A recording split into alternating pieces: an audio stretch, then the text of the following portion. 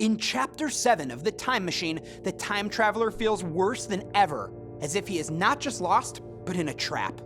He realizes that his initial thought about the two species was wrong. Clearly the Morlocks are in charge, not the Eloi.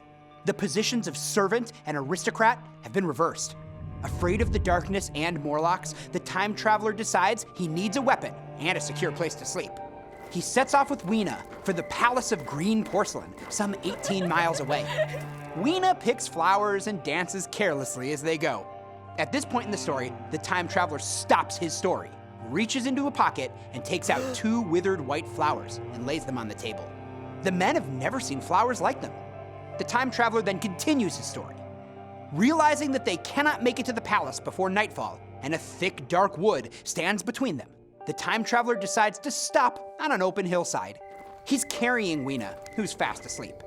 Resting, he ruminates on how human civilization has been swept out of existence between his time and this one.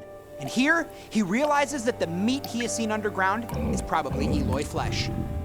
The Eloi are simply an easily available source of food for the Morlocks. Waking the next day, the time traveler decides to make some sort of weapon, find a source of fire, create a battering ram to open the bronze pedestal and get his machine, and to take Weena back with him to his present time.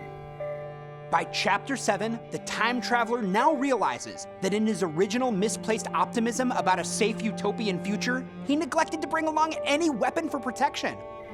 Wells ramps up the suspense with references to the moon that is growing smaller and smaller. The light and darkness images surface again as the waning moon sees darkness literally and figuratively sweeping over the land.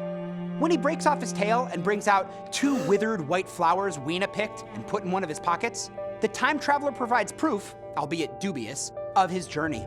The flowers symbolize purity and innocence, like the Eloi, who are capable of compassion and love.